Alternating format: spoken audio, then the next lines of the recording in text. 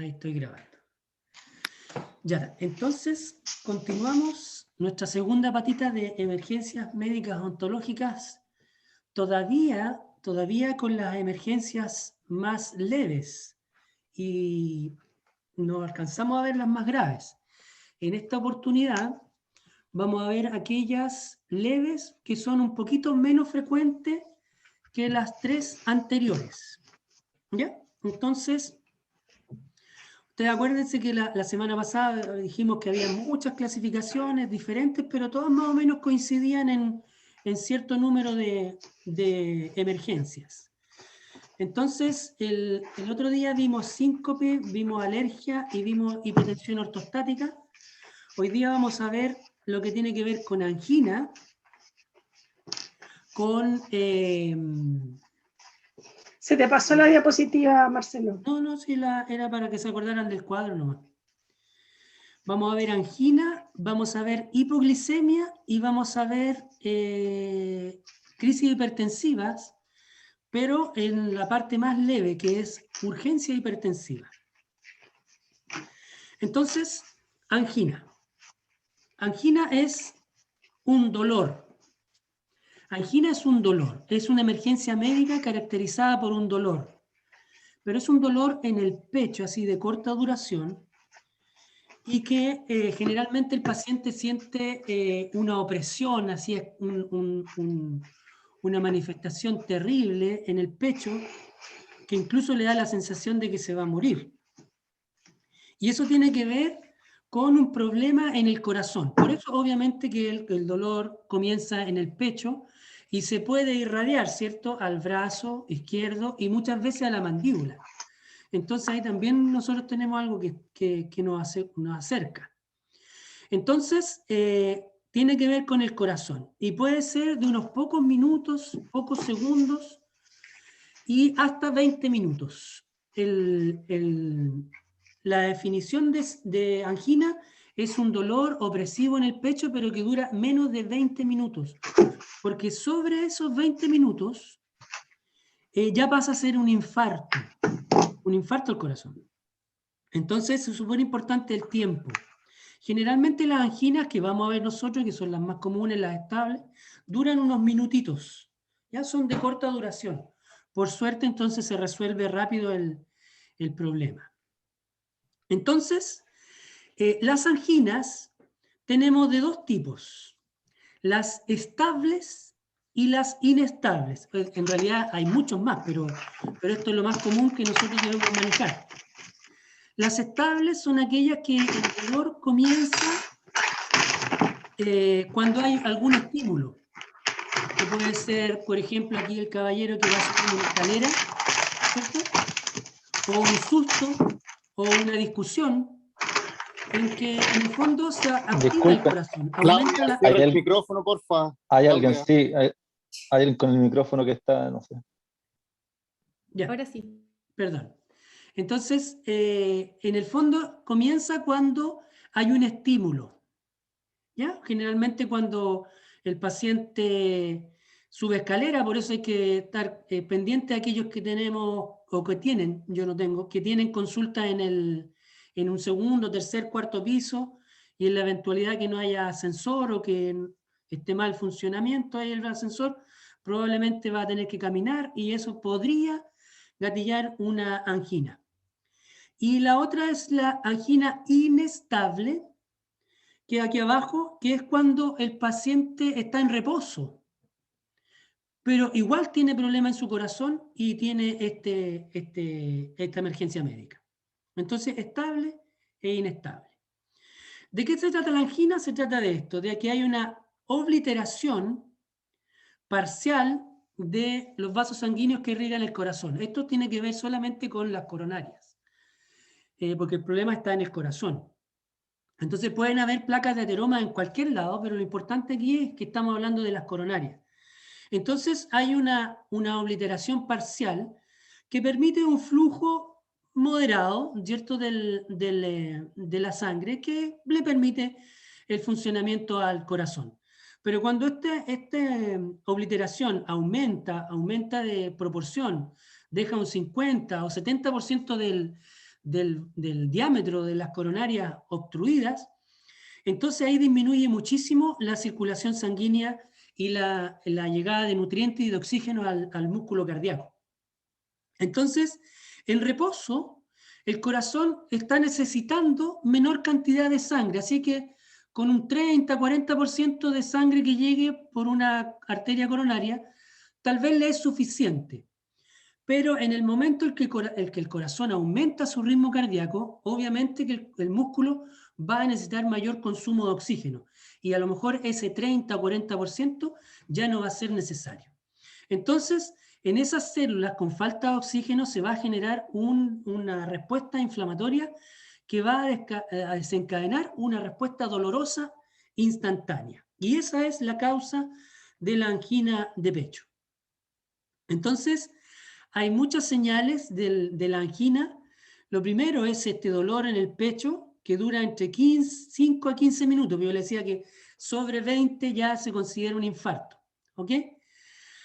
Hay una dificultad para respirar también después de haber hecho este esfuerzo. Dolor en el cuello, en la mandíbula, que podría ¿cierto? Hacer un dolor referido.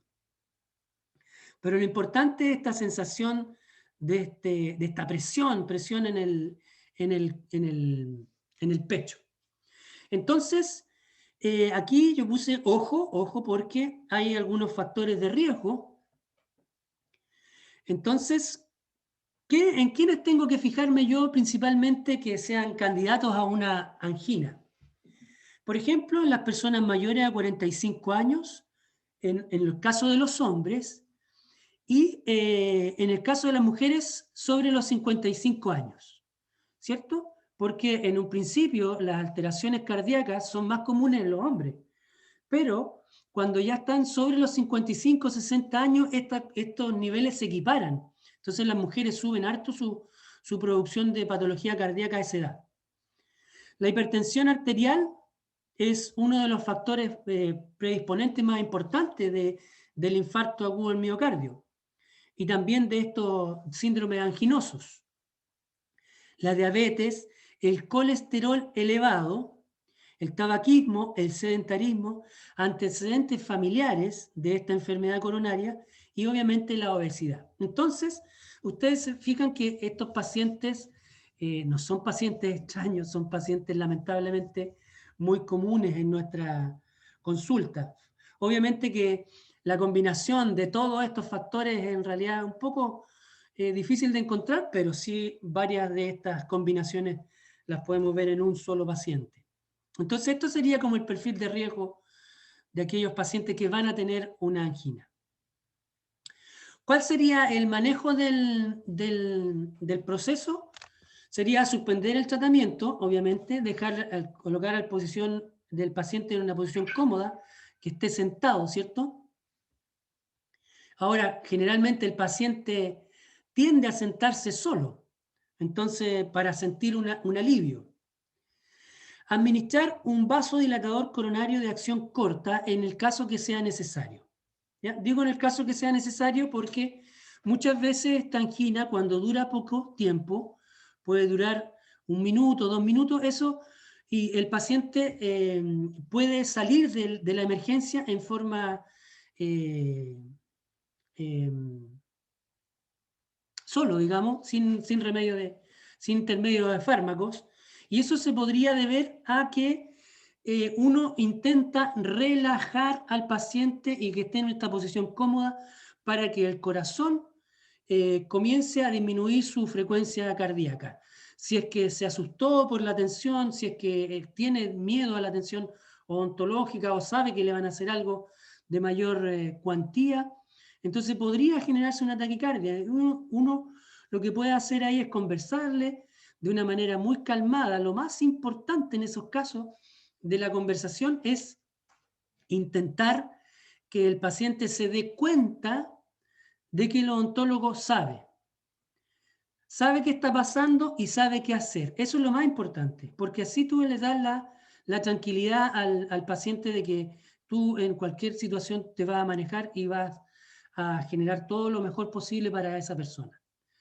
Ahora, si no es suficiente el descanso, el relajo y esperar unos minutos, se pueden usar esos vasodilatadores de acción corta que están todos determinados por la acción de fármacos que tienen nitratos. ¿Por qué? Porque estos nitratos, que son la nitroglicerina y el isosorbide, ¿cierto? Son remedios también que imitan al óxido nitroso, al óxido nítrico, que tiene la acción vasodilatadora, que es el elemento endógeno fisiológico para hacer una vasodilatación coronaria. Entonces, estos fármacos lo que hacen es imitar a ese compuesto. ¿Ya? Tomar los signos vitales, si se dispone de oxígeno ideal, ahora eso no es muy habitual en nuestras consultas, ¿cierto? Y después de 5 o 10 minutos se puede dar una segunda dosis, si es que el paciente no tiene una respuesta, y incluso se puede dar hasta una tercera dosis, y ahí ya definitivamente que llamar a una ayuda, ¿cierto? Y generalmente eso se pide ayuda a la ambulancia, porque ahí ya estamos aumentando el tiempo de esta obstrucción coronaria, y eso ya deberíamos trabajarlo como si ya fuera un infarto. Entonces, aquí están los fármacos, la nitroglicerina, el dinitrato de isosorbide. Se fijan que los dos tienen nitratos porque el óxido nítrico es el elemento, como les decía yo, fisiológico que genera esta vasodilatación. El alivio debería ser a los 2 a 3 minutos de espera, deberíamos tener una sintomatología ya más, más beneficiosa para el paciente. Y si no, se hace una segunda dosis, y si no, se hace una tercera dosis. ¿Ok? Perfecto. Bueno, eso es lo que tiene que ver con angina. Doc, ¿le puedo preguntar algo? ¿Sí? Que me ha pasado en 2 ocasiones, bueno, distintas. Una paciente que me relataba eso, que tenía una sensación de presión en el pecho. Lo único que yo pude discriminar era que no esté irradiada. Y según mi apreciación, era una crisis de pánico.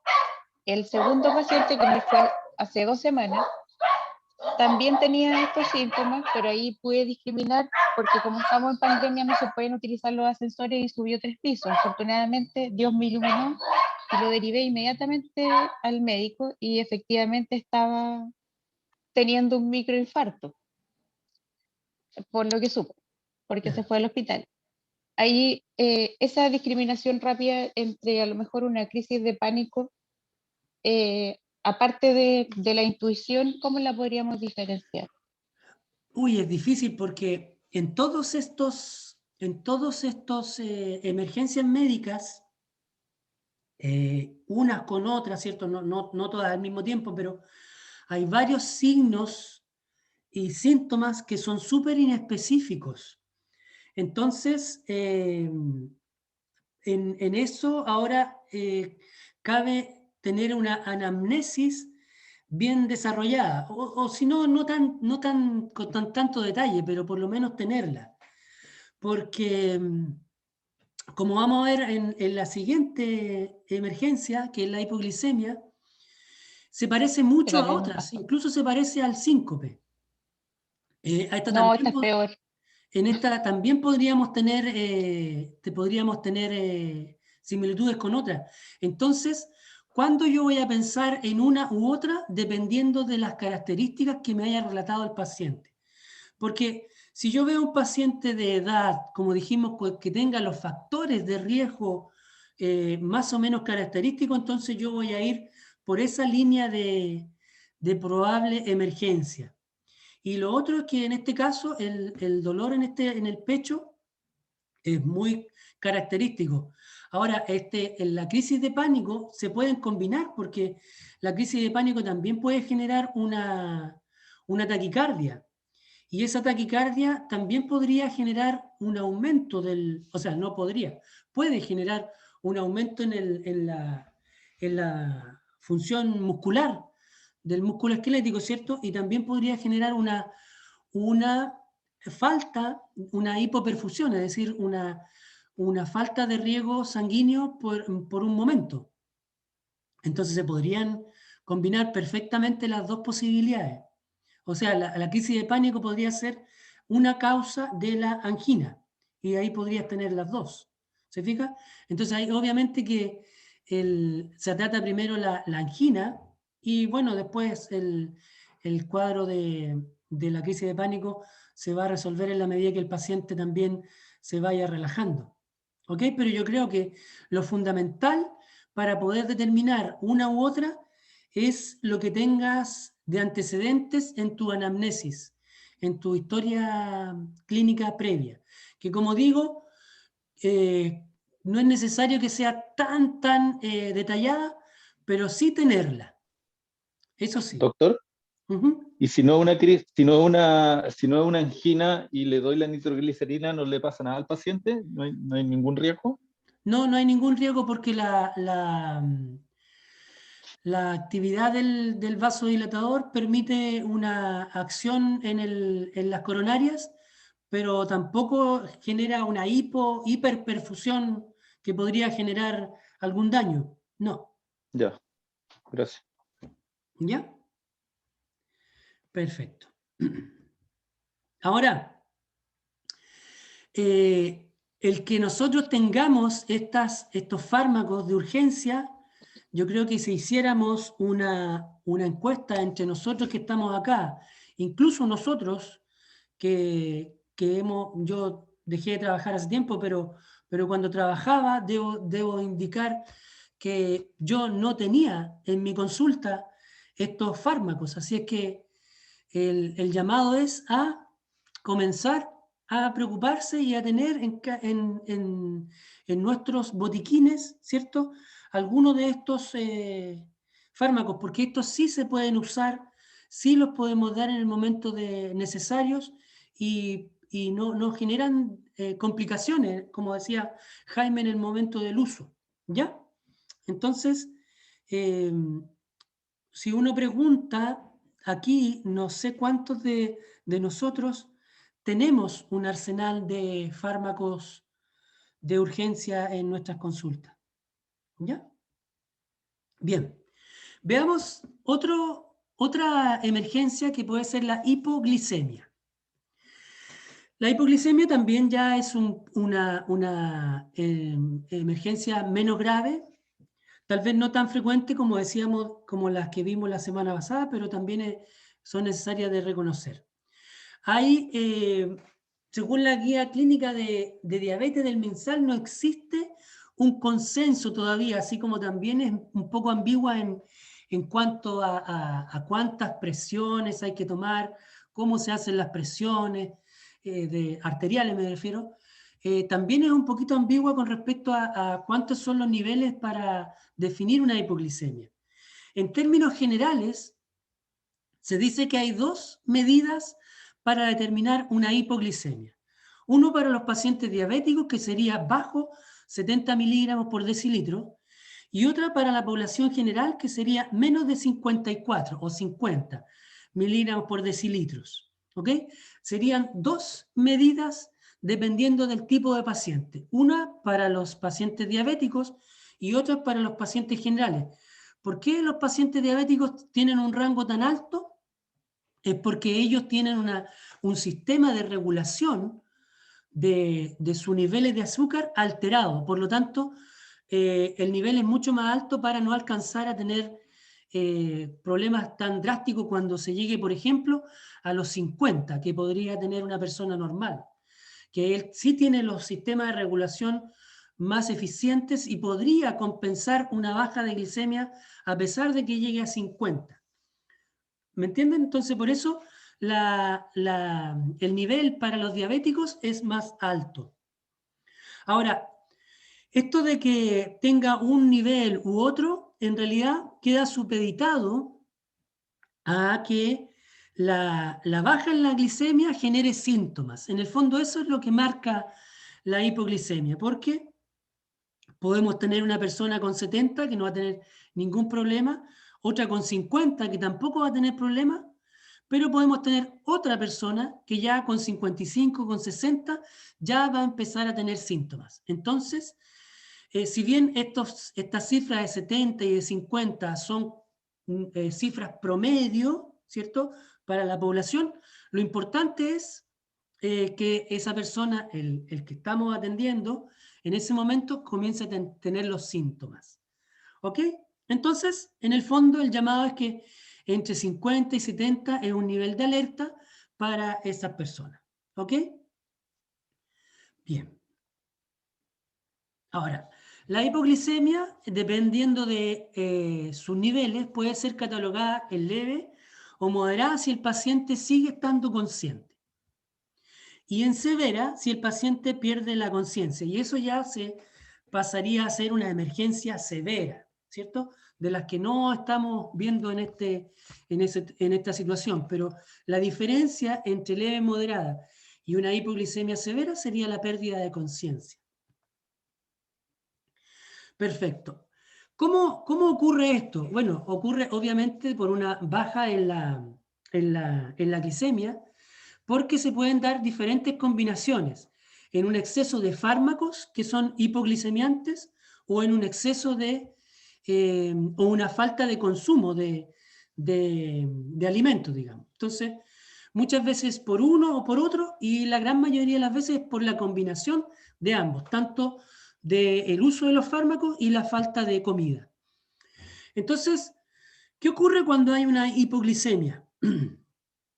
Lo que ocurre en el cuerpo es que esta glucosa que baja manda señales a todo el cuerpo, a todo el organismo. Tenemos muchos sistemas de regulación, ¿cierto? Sistema nervioso central, sistema nervioso autónomo, endocrino. Entonces, todos comienzan a generar una respuesta. La respuesta inicial está dada por una secreción rápida de adrenalina, ¿cierto? O la epinefrina, que también recibe el nombre. La adrenalina sería el nombre de la sustancia fisiológica endógena, y epinefrina sería el nombre del fármaco que hace las veces de adrenalina, pero también a veces se ocupan como sinónimo. Entonces hay una respuesta temprana dada por estas dos hormonas, la adrenalina y el glucagón. El glucagón también es del páncreas, ¿cierto? Y hace la acción inversa a la insulina. La insulina baja la glicemia y el glucagón sube la glicemia por parte del hígado. Y después hay otras como el cortisol y la hormona del crecimiento, pero ya son respuestas más tardías. Entonces la idea de estas dos hormonas, ¿qué es lo que hacen? Toda la glucosa que está almacenada en el hígado en forma de glucógeno, lo trata de dividir rápidamente para producir glucosa y que ésta salga a la sangre para aumentar la cantidad de glicemia en sangre. ¿Ok?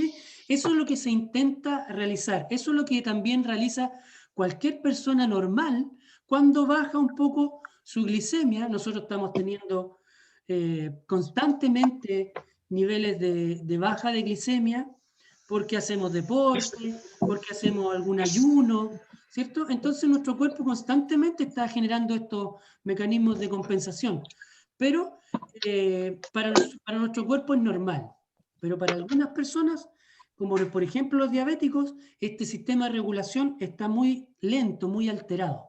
Entonces en ellos principalmente vamos a ver estas hipoglicemias. Entonces, como ustedes pueden ver, aquí hay yo les dije que había una secreción de adrenalina. Por lo tanto, los signos y síntomas iniciales de esta hipoglicemia van a ser los síntomas adrenérgicos.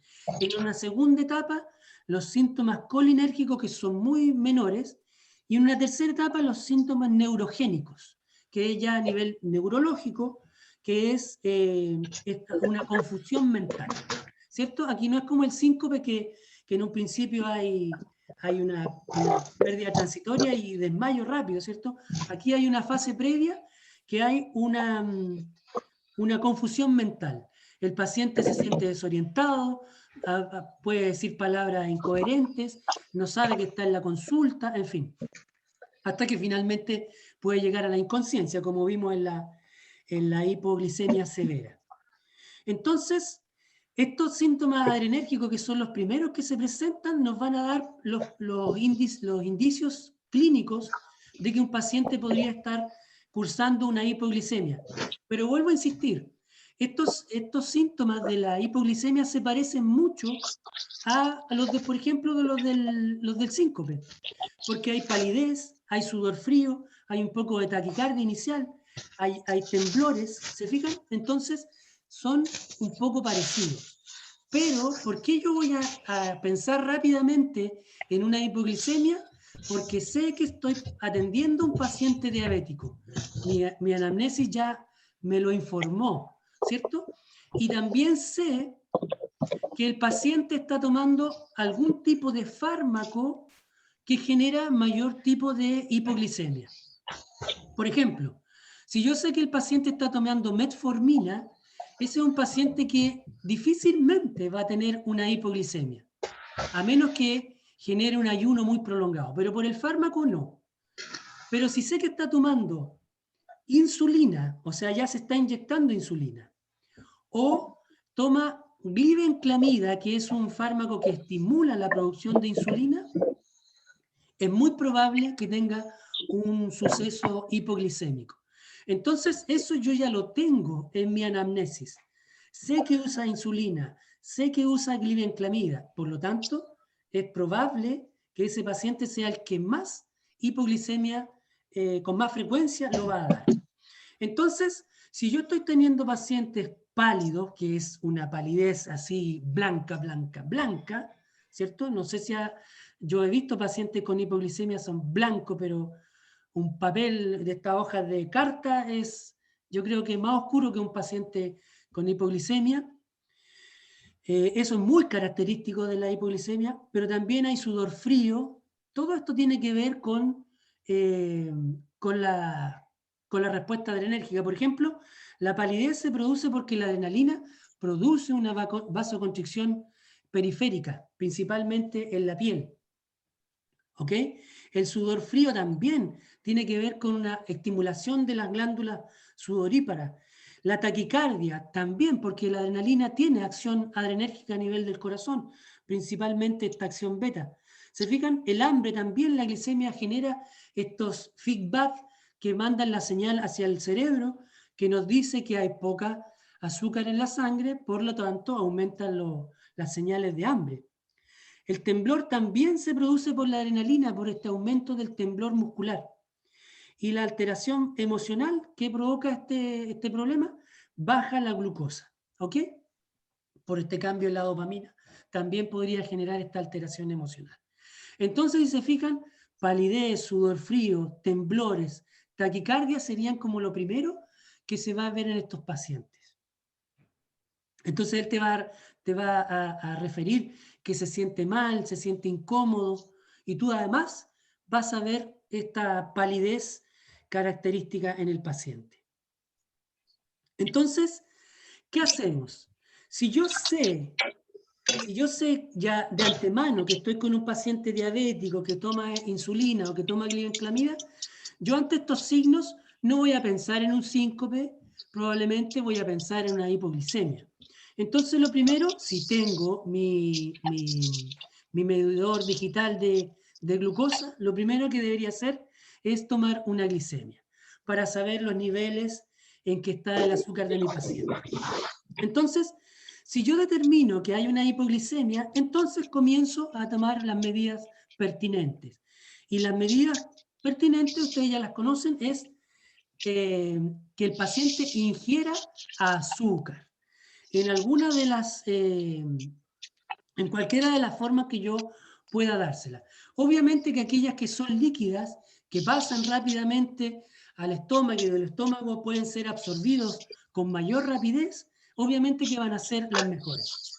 Pero si no tengo un dulce, ¿cierto? Azúcar, agua azucarada, que sería como lo más rápido de absorción, sirven los jugos, un jugo de esto en caja, una bebida, una Coca-Cola, pero obviamente que tiene que ser una Coca-Cola normal. Marcelo, Hay otra persona con el micrófono. La Pau Morales, Ahí le sí, activa el micrófono a cada rato. Pau, ahí sí. ¿puedes poner en silencio. O tú lo silencias, porfa. Doc, si me deja de coanfitrión, puedo controlar los micrófonos. Ya es que voy a tener que dejar de compartir. Eso es lo que no quería. Sonita. Ahí sí.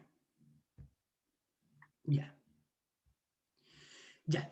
Entonces, comenzaría de inmediato a dar este azúcar. Obviamente que esto ocurre cuando hay una hipoglicemia leve o moderada, que el paciente está consciente. Por lo tanto, yo puedo darle a ingerir algo porque él lo va a poder hacer. Obviamente que en un paciente inconsciente definitivamente no, pues, no le doy nada y también llamo rápidamente a los servicios de ambulancia. Entonces, aquí tengo una mnemotecnia que dice 15 por 15. ¿Qué significa esto?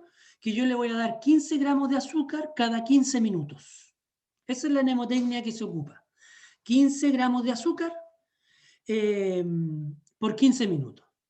Los 15 gramos de azúcar, ustedes me dirán, pero ¿qué voy a medir yo el azúcar? Pero corresponde a un vaso de agua azucarada, a un vaso de jugo, a una bebida en lata, ¿se fijan?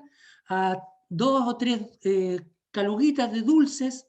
Entonces, y también existen hay unas caluguitas masticables que son de azúcar, de glucosa, que son para eso. Pero uno puede tener perfectamente en la consulta 3 dulces, tener azúcar, que uno tiene generalmente para tomar un café, eso siempre hay. Entonces se disuelven en agua rápidamente y eso se toma y ya va a tener una ingesta de azúcar y eso lo repito cada 15 minutos dependiendo de cómo vaya la sintomatología y obviamente que si tengo mi medidor de glucosa, también puedo repetir el examen. ¿Ya? Eso se va a ver reflejado después de 15 minutos. Eso en el caso de que el paciente esté consciente. Y esas serían las medidas. Ahora, si hay un paciente inconsciente, que podría ocurrir, ¿cierto? Ya va a necesitar que se le aplique por vía parenteral suero glucosado. ¿Ok? Esa es una posibilidad. Obviamente ninguno de nosotros, y bien por el que esté capacitado, pero ninguno de nosotros está capacitado para hacer una administración parenteral rápida de esto, ¿verdad? Y pocos vamos a tener esta glucosa también en nuestros consultorios. Pero lo que sí es más fácil es tener una inyección de glucagón. Esto existe, al igual que la adrenalina, para los choques anafilácticos, es una jeringa que está dispensada, uno la compra, y solamente es llegar, abrir la cajita y usarla. Usarla en un músculo que puede ser el brazo o puede ser el muslo, ¿cierto? Ya dijimos que era porque son músculos que son voluminosos y que tienen mucha sangre. Por lo tanto, el fármaco llega rápidamente a la distribución sanguínea. Entonces puede funcionar rápidamente, el glucagón llega rápido al hígado y comienza a degradar este glucógeno y dividirlo en glucosa y mandarlo a la sangre rápido para que suban los niveles y el paciente se va a sentir mucho mejor, ¿cierto? En 5 o 10 minutos un paciente ya se puede sentir mejor, en 15 minutos ya podemos empezar a repetir la secuencia, si es que notamos que el paciente no está en mejoría en este rato. Podemos volver a dar esta dosis nueva de azúcar. Mientras el paciente esté consciente, nosotros tenemos que estar tranquilos y seguir insistiendo con la dosis de azúcar. ¿Ok? Perfecto. Doctor, ¿puedo hacer una pregunta? Sí, pues. Es que parece que siempre me saco los premiados. También me pasó esto, no, en serio, también me pasó esto. Era una urgencia, era cementar una corona con Dical. Recosté al paciente. Cuando terminé, fueron 10 minutos, pero el paciente estaba medio dormido. Inmediatamente le tomé de nuevo, se le había tomado la glicemia al ingresar, le tomé la glicemia, se había desplomado. Le di azúcar con agua, porque no era agua con azúcar, le di azúcar con agua varias veces, seguí insistiendo en la toma de la glicemia. Después me robé lo que había en el refrigerador, le di yogur, le di un jugo. Pasó el médico, que esta vez no me ayudó tanto como hace 2 semanas, y me dijo que le diera sólido. Parece que había un plátano, no me acuerdo. Y estuve bastante rato, pero no logré estabilizar la glicemia, y ahí mejor yo misma lo llevé al servicio de urgencia. Ahí la pregunta: ¿cuánto rato yo puedo estar tratando de subir mediante la ingesta de azúcar la glicemia si no tengo ninguna otra cosa de apoyo? Yo estuve como 1 hora y media.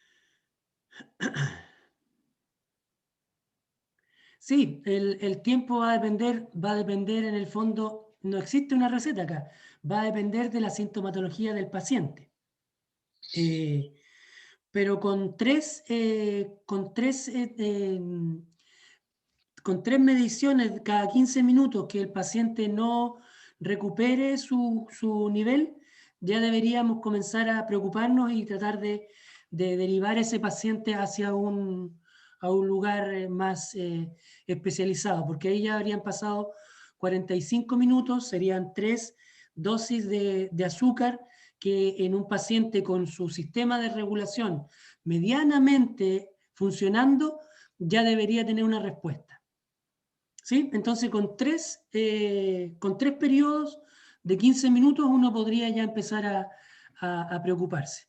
Ahora, si durante esos 3 periodos la glicemia no se ha recuperado del todo, pero ya empieza a notarse una pequeña, un leve aumento, uno ya puede seguir esperando, porque es probable que el paciente tenga su sistema más lento. Pero si no ha habido ningún cambio, ahí ya con 3 es mejor tomar las precauciones y comenzar a tener una actitud ya pensando en que este paciente no se va a recuperar tan rápido, ¿ya? Y mientras esté consciente, todavía deberíamos estar tranquilos. O sea, comenzar a hacer los preparativos para trasladarlo, pero de ninguna manera preocuparnos todavía. Si la señal de alarma es que ya el paciente pierda su conciencia. ¿Sí? Okay, gracias. Marcelo, ¿Sí? yo así como experiencia personal, uno siempre lo lleva como a la consulta. Yo tuve en algún minuto una persona muy cercana a mí que se equivocó y se inyectó la insulina rápida en vez de la lenta. Eso significa que en vez de 4 unidades se inyectó 14 de la rápida. Y eso le generó una hipoglicemia muy intensa, donde se desorientó, se perdió, empezó a contestar tonteras a cosas que uno le hablaba, y se fue a piso y fue agua con azúcar, y el control cada 15 minutos vimos que no detenía la baja de la glicemia. A los 45 minutos se trasladó a la clínica, y a la clínica llegó con la misma glicemia con la que había salido de la casa. El periodo en que se logró estabilizar con el consumo de azúcar fue alrededor de 1 hora. Llegamos a 50 de glicemia con ella, y yo diría que eso alrededor de los 70 ya se perdió. Se perdió. En los 70 ya contestaba cualquier cosa, ¿no? Y tuvimos Sí. siguió la baja, pero a la hora más o menos, después de haberle dado el azúcar cada 15 minutos, logramos que se detuviera la baja. Claro. Es que ahí lo que pasó fue que la caída de la glicemia fue muy brusca. Entonces ese paciente no tuvo ninguna posibilidad de generar ninguna posibilidad de un mecanismo compensatorio en lo absoluto, porque la insulina rápida, claro, pues tiene el pic muy rápido, a diferencia de la convencional, que es intermedia, que tiene su pic más o menos a las 3 horas, 4 horas. Entonces, ahí fue un shock hipoglicémico definitivo, claro. Sí, pero efectivamente uno lo lleva siempre a la consulta, y uno no piensa que puede generar, y que son conductas que uno debería como manejar en lo habitual, no solo llevarlo al sillón, sino que a todos nos puede pasar en algún minuto. Claro, por eso yo en la primera sesión yo les mostré una foto que les dije que estábamos a un paso de caer al precipicio, porque en realidad deberíamos tener muchísimas más emergencias de las que tenemos. Porque, por suerte, como ustedes han escuchado, el término la boca aguanta todo, ¿cierto? Porque hemos visto que se puede hacer lo que hay barbaridad en la boca y sin embargo los pacientes no sufren. Pero el cuerpo también aguanta todo y tiene sistemas de regulación que son súper efectivos. Entonces, nos van compensando lo que nosotros no hemos compensado o no hemos advertido. Pero la posibilidad de tener emergencias debería ser mucho mayor. Ahora, muchas emergencias se quedan en el camino. Por ejemplo, existe una entidad que se llama el presíncope. Así como el otro día vimos el síncope, hay uno que se llama presíncope, que es que el paciente tiene todos los síntomas, pero finalmente no alcanza a perder la conciencia. Ahora, ¿cuántos de esos presíncopes habremos tenido nosotros en nuestras consultas? Los que hemos trabajado 5, 10, 20 años de odontología, debemos haber tenido cientos de presíncopes, pero que no nos hemos dado cuenta. Una porque nosotros no vimos y otra porque el paciente no nos dijo nada, porque pensó que era casi normal haberse sentido un poquito incómodo. Entonces, nosotros estas emergencias, si bien por suerte son poco frecuentes, la verdad es que estamos siempre a un paso de sufrirlas. Y como por lo general tenemos conductas aprendidas que previenen un poco estas situaciones, es que logramos evadir y pasar por alto que llegue hasta la emergencia final y tener estas situaciones incómodas en la consulta, pero hay varias que se quedan en el camino y no nos damos cuenta. Ahora, lo importante es que nosotros sepamos que estamos siempre con la posibilidad y conocerlas en una primera instancia, la parte teórica, digamos, y después pasar a una etapa ya más clínica que es el tratamiento, pero todo eso es por fases. Todo se va logrando por fases. Por ahora, nuestra intención es este conocimiento teórico, ¿verdad?, de las emergencias médicas, pero en un futuro tendríamos que pasar ya al trabajo clínico, a la simulación en primer término, y después ya a tener toda la capacidad de reaccionar. Porque, por ejemplo, yo les doy mi experiencia personal. Yo he pasado por varias emergencias, no por todas, pero a pesar de que me he instruido en este tema, todavía me siento absolutamente inseguro. Entonces, si yo me siento inseguro, pienso, ¿cómo estará el resto? A lo mejor muchos ni siquiera tienen conciencia, ya se han olvidado que puedan ocurrir estas cosas, pero ustedes lo están volviendo a ver, lo están volviendo a recordar y están volviendo a traer a su set de conocimiento, digamos, que estas son posibilidades que están ahí, a un paso. ¿Ya? Y aquí estamos viendo, créanme que estamos viendo lo más básico de lo básico, porque hay muchas posibilidades de diversificación de estas emergencias.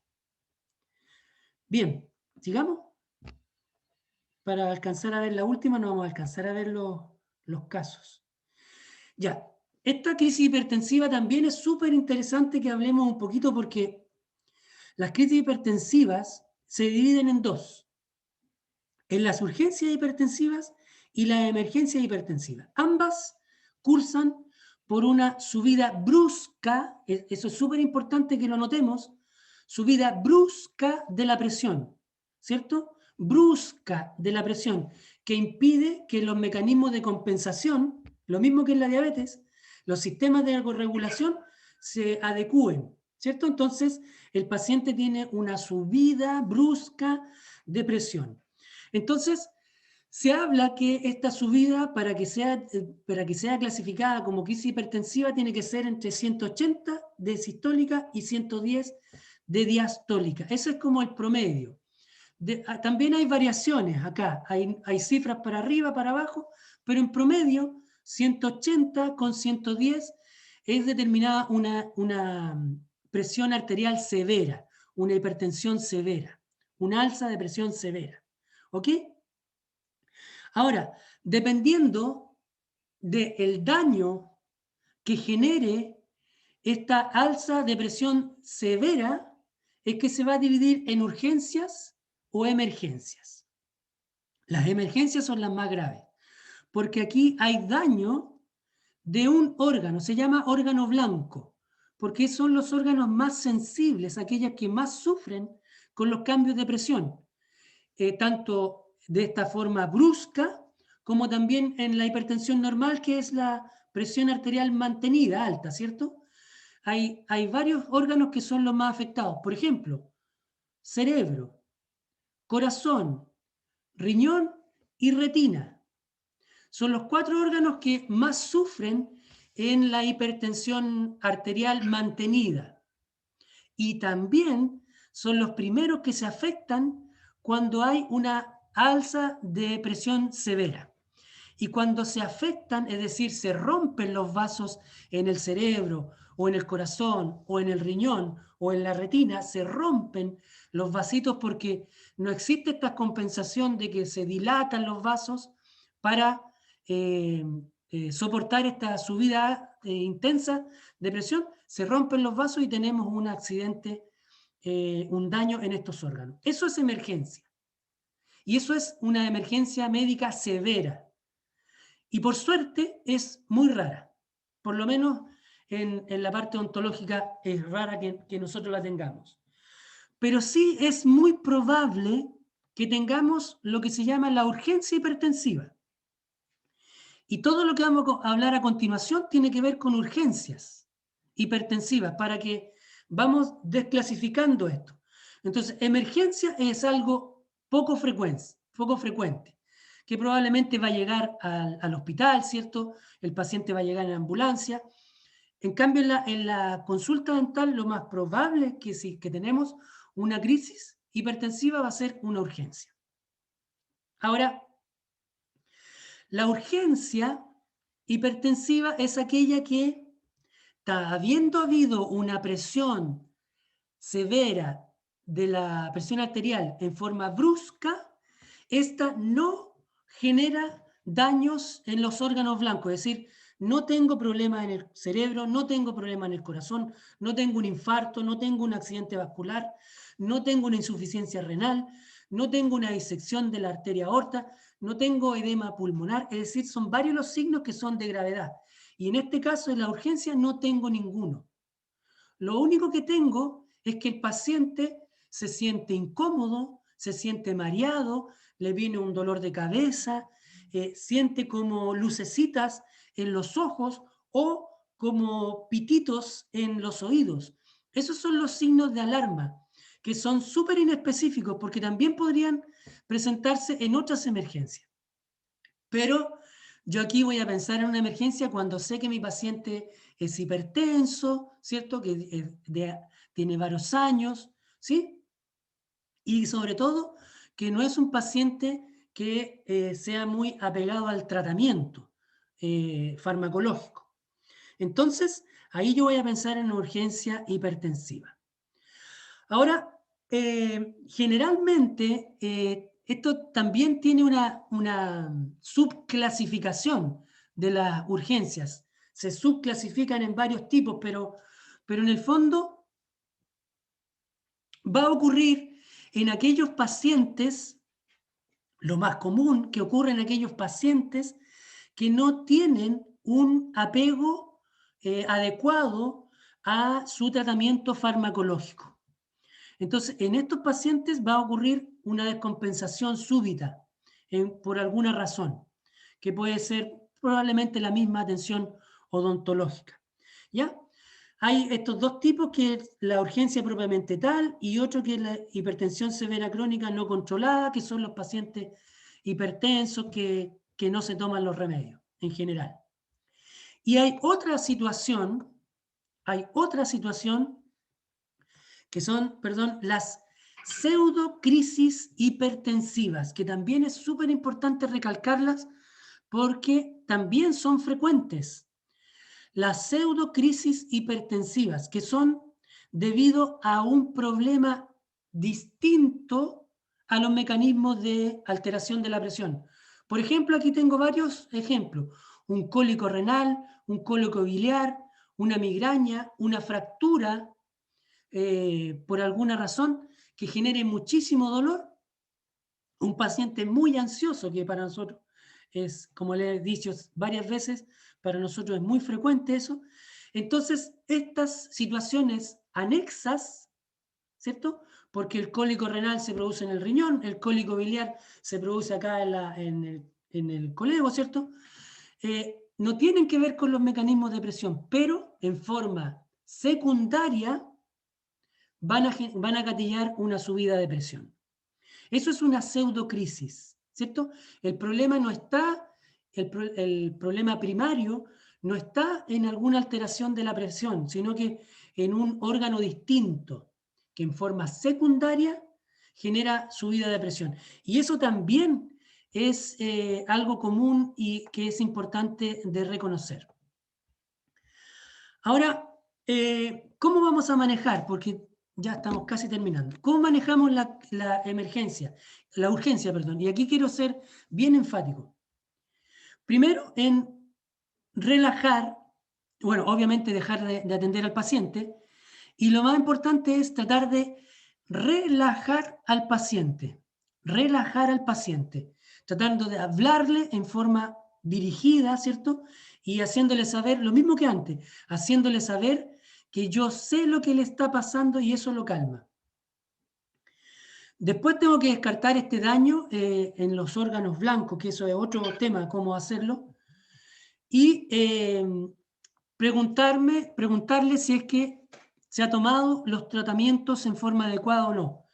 Y ahí generalmente el paciente nos cuenta que no se ha tomado los remedios, que hoy día no se lo tomó. Entonces lo que yo tengo que hacer ahí es hacer que el paciente se tome su propio fármaco, que se tome su propia medicación, no darle fármacos antihipertensivos sublinguales a esas personas, no darles, porque eso genera un efecto rebote que últimamente se ha verificado que es más dañino que esperar que el paciente se relaje, descanse, espere un rato y ahí va bajando la presión.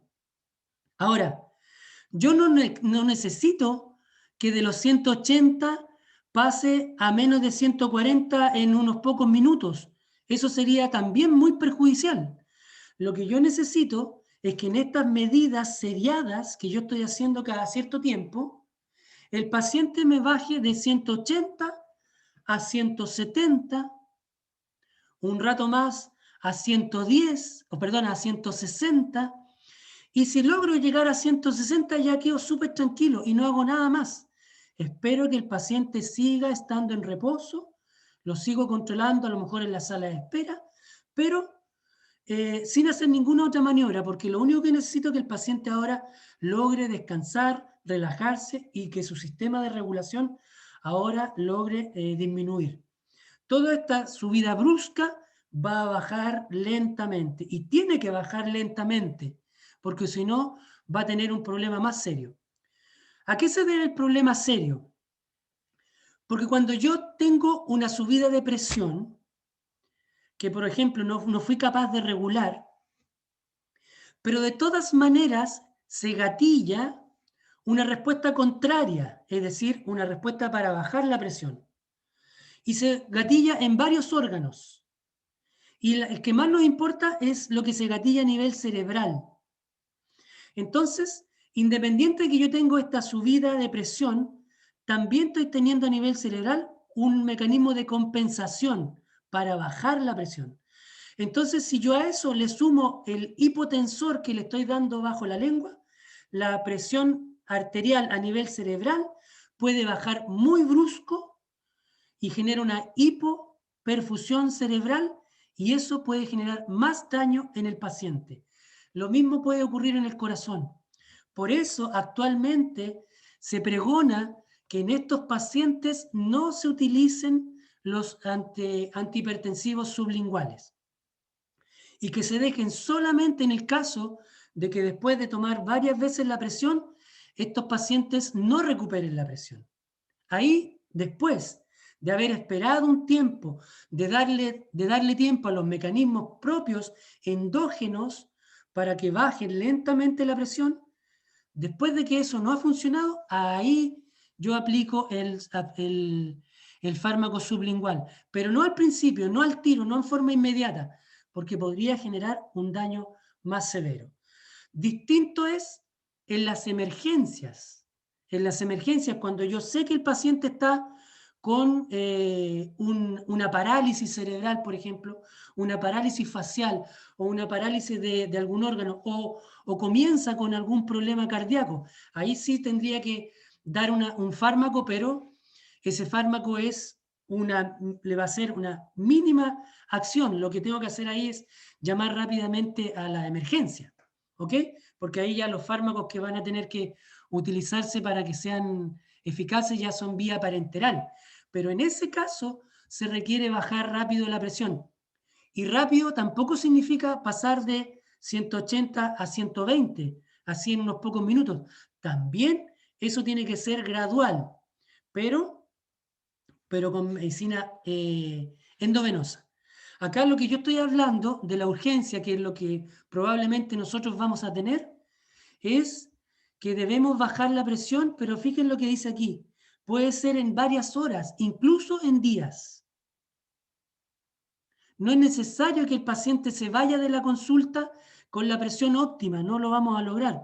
Pero ya bajando de 180 a 170 o incluso a 120, ya podemos estar tranquilos y esperar que el paciente siga estando en reposo, obviamente no seguir con ninguna atención más. ¿Ya? Y de eso, después, lo que hay que hacer es indicar una interconsulta al médico.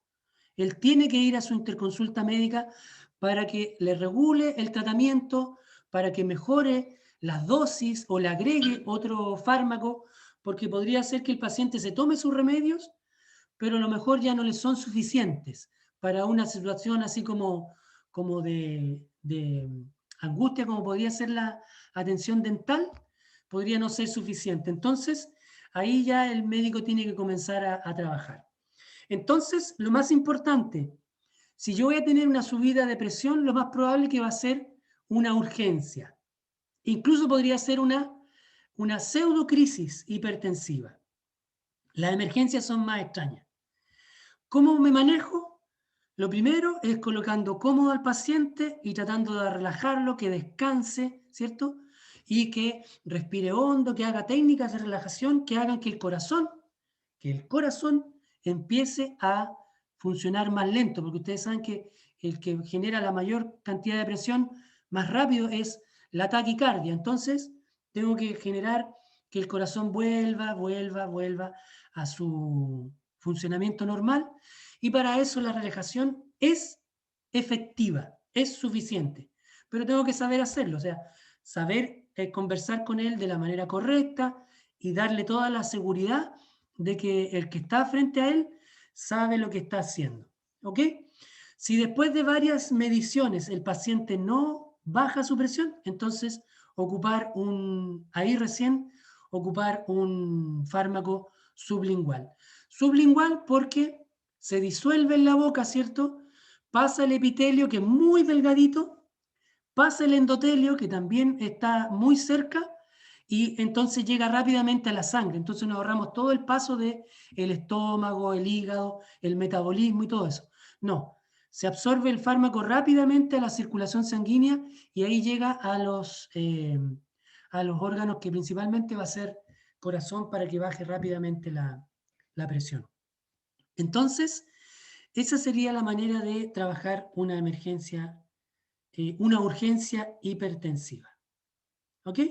Miren lo que dice acá. Este es un médico, un médico argentino muy lolo, un médico internista que yo veo muchos videos de él, el doctor Beller. En esta revista, que es muy importante, Medicina Familiar Americana, dice: la urgencia hipertensiva, la urgencia, realmente no es un problema urgente. Eso está escrito en una revista de alto impacto por un consenso de médicos que dicen que efectivamente la urgencia no es urgencia.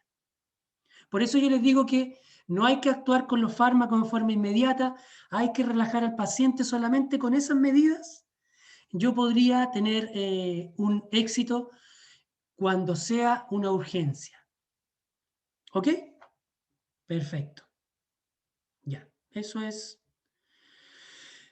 lo que tenía que decir ahora. Había algunas preguntas, pero lo otro que iba a hacer era mostrarle los casos, pero ya definitivamente no alcanzamos. Voy a dejar de grabar.